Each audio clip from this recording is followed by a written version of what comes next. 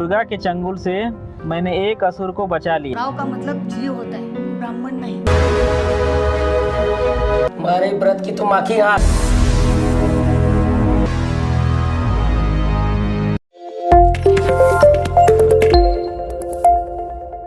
अंबेडकर को मानने वाले लोग, फूले को मानने वाले लोग, संविधान में यकीन करने वाले लोग, सब लोग हमारी 28 नवंबर 2022 की रैली में आएंगे। सिर्फ संसद भवन के नामकरण का मामला नहीं है, बल्कि आज की तारीख में जब से भाजपा की सरकार आई है, पूरे देश में जिस तरह से पिछले 8 साल में दलित उत्पीड़न की घटनाएं अप्रत्याशित रूप से बढ़ गई है। हर दिन कोई न कोई दलित उत्पीड़न की घटनाएं हो रही है, कहीं आदिवासियों के साथ, कहीं दलितों के साथ तो ज्यादा हो रही है और हर दिन हो रही है। तो वो भी हमारा मुद्दा है कि आखिर बीजेपी में राज में आने के बाद दलित उत्पीड़न की घटनाएं जो बढ़ी है उस पर रोक लगे। पूरे देश में हम लोगों का जो आरक्षण है उसको खाया जा रहा है, लगभग खत्म कर दिया जा रहा है। तो हम लोग मांग करते हैं कि हमारे आरक्षण पर हमला बंद करो। जितने भी सरकारी संस्थान हैं वहां पूरी तरह से आरक्षण लागू करो। जो मंडल कमीशन की सिफारिश है, मंडल कमीशन की सिफारिश देश के हर राज्य में पूरी की पूरी सिफारिश लागू होनी चाहिए। अभी मुश्किल से 3-4% ही कुछ राज्यों में सिफारिश लागू हो पाए हैं। तो पूरी की पूरी जो मंडल कमीशन की सिफारिश है वो लागू होनी चाहिए। और यह जो ईवीएम की बेईमानी है, हम उसके भी खिलाफ हैं। हमारी जो रैली है 28 नवंबर की, ईवीएम की बेईमानी के भी खिलाफ है। यह जो ईवीएम की बेईमानी कर रहे हैं ये मनुवादी लोग, ये बैलेट पेपर से चुनाव हो, इस देश का SC ST OBC समाज हमेशा से मांग करता रहा है। और इस रैली के माध्यम से भी अपने मन से हम यह मांग करेंगे कि जो ईवीएम का जो बेईमानी हो, उस मशीन की बेईमानी पर रोक लगे। पूरे देश में जो जाति जनगणना हजारों करोड़ रुपए खर्च करके जो देश के लोगों की जनगणना की गई है, उस जाति जनगणना का प्रकाशन होना चाहिए। जिस देश में कुत्ता, बिल्ली, भेड़, बकरी, सुअर भी गिना जा रहा है, उस देश में OBC की जनगणना प्रकाशित करने से इस सरकार को डर क्यों लगता है? हम समझते हैं कि उनको डर क्यों लगता है। उनको डर इसलिए लगता है क्योंकि इस देश में OBC की आबादी, SC ST OBC समाज के लोगों की आबादी बढ़ी है, सवर्णों की आबादी कम हुई है। इन मनुवादियों को पता है कि जाति जनगणना का प्रकाशन होगा तो खास तौर पे जो OBC समाज की आबादी बढ़ी है, वह समाज अपने लिए आरक्षण की मांग करेगा। तो जो आरक्षण मंडल कमीशन कह रहा है वो तो अब तक दे नहीं पाए हैं, और नई जब जनगणना सामने आ जाएगी तो उसके बाद जाहिर सी बात है आबादी के हिसाब से प्रतिनिधित्व मिले। हम इसकी मांग करते हैं और वह मांग भी बढ़ेगी। और एक महत्वपूर्ण मांग, आज की तारीख में जिस तरह से संविधान के हर पन्ने की धज्जियां यह सरकार, इस देश के मनुवादी लोग, मनुवादी अफसरशाह लोग उड़ा रहे हैं, हम उसके खिलाफ हैं। देखिए किस तरह से EWS आरक्षण लाया गया जो पूरी तरह से असंवैधानिक है। दवा जो है बीमार लोगों के लिए होती है, स्वस्थ लोगों के लिए दवा नहीं होती है। इस देश का SC ST OBC समाज बीमार है, इसलिए इस समाज को दवा की जरूरत है। आरक्षण एक दवा की तरह है, लेकिन आरक्षण को एक खैरात की तरह ये सवर्ण मीडिया खास तौर पे प्रस्तुत करती है। तो हम उस EWS के आरक्षण के भी खिलाफ हैं।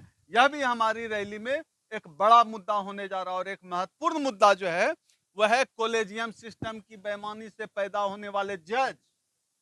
ये जातिवादी हैं। ये जो हाई कोर्ट में, जो उच्च न्यायपालिका में जो जजों की कुर्सी पर बैठे हुए लोग हैं, मैं माननीय सुप्रीम कोर्ट का सम्मान करते हुए यह कहना चाहता हूं कि जज की कुर्सी पर बैठा हुआ जो ब्राह्मण है उसकी जनेऊ है, उसकी जाति है, वो जातिवादी हैं। और उनका जातिवादी रवैया हम गवाहे देखते रहते हैं। हमने कई बार देखा जब आरक्षण के खिलाफ फैसला देना हो, आरक्षण के खिलाफ इस सुप्रीम कोर्ट को कुछ कहना हो, तो ये रात को भी कोर्ट खोल देते हैं। लेकिन सर आप कह रहे हैं कि कॉलेजियम सिस्टम के जरिए जो है मनुवादी लोग जो कुर्सियों पर बैठ गए हैं, SC ST OBC काबिल कहाँ है सर वहां तक जाने के लिए? वो नो सुटेबल फाइंड आता है।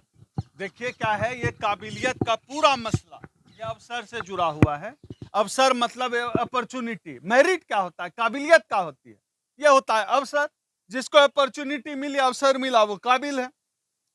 अब जो ITO चौक पे जो बच्चा आपको 5 रुपया में गुलाब का फूल दे रहा है, उस बच्चे का एडमिशन आप करा दीजिए करोल बाग के किसी पब्लिक स्कूल में। खराब से खराब स्थिति में वो एमबीए करेगा, डॉक्टर बनेगा, इंजीनियर बनेगा, लेकिन जो बच्चा अभी पढ़ रहा है पब्लिक स्कूल में, उस बच्चे को आप फूल चुनने भेज दीजिए, बिहार के किसी सरकारी स्कूल में एडमिशन करवा दीजिए, उत्तर प्रदेश के किसी सरकारी स्कूल में एडमिशन करवा दीजिए, आप देखिए वो बच्चा क्या करता है। चपरासी भी नहीं बन पाएगा, भिखारी बनेगा, नशाखोरी करेगा।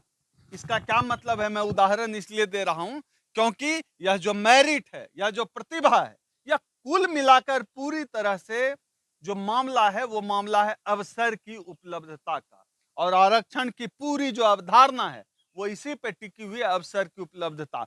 अब बताइए, पूरे जो जुडिशियरी में आरक्षण नहीं है, सभी जज जो है एक ही जाति के, ब्राह्मण जाति के जज बैठे हुए हैं, तो उनकी बेईमानी है, बेईमान है। एससी एसटी ओबीसी को इसलिए जज नहीं बनने देना चाहते हैं क्योंकि फिर वहां न्याय की भावना आ जाएगी, बंधुता की भावना आ जाएगी, न्यायपूर्ण फैसले आने लगेंगे, संविधान का पालन ठीक से होने लगेगा जब एससी एसटी ओबीसी समाज के जज आ जाएंगे। लेकिन ये अपने नियति से बेईमान है, नियत से बेईमान है, नियति से जातिवादी हैं, नियत से जातिवादी हैं। और किसी भी देश का जो कोर्ट होता है, जो न्यायपालिका होता है, वो परिलक्षित करता है उस देश की सरकार का। इस देश की सरकार मनुवादी है, उसका पूरा चरित्र न्यायपालिका पर उतर आया है, न्यायपालिका भी चरित्रवादी है। लेकिन मोदी जी खुद ओबीसी जाति से आते हैं और आप कह रहे हैं कि वो जनगणना नहीं करा रहे हैं देश में। बड़ा दिलचस्प है, मोदी जी जब पहले मुख्यमंत्री नहीं बने थे तो उनकी जाति जनरल में आती थी, घांची जाति है, पहले जनरल में थी। मोदी जी जब पीएम बन गए तो उन्होंने अपनी जाति को ओबीसी में डलवा दिया। तो खैर ये तो उनके मन का मामला है। सरकार जब सैया कतवाल तो डर का है का हमारे बिहार में कहावत है, तो मोदी जी खुद सरकार हैं तो वो ओबीसी में आ जाएं या एससी में आ जाएं। दूसरी बात, ओबीसी, हमें ओबीसी नेता नहीं चाहिए या एससी एसटी नेता नहीं चाहिए, राष्ट्रपति भी तो एसटी हैं। हमें जाति, अपनी जाति का नेता नहीं चाहिए। मैं बार बार कहता हूं, हमें जाति का नेता नहीं चाहिए, हमें जाति की बात करने वाला नेता चाहिए।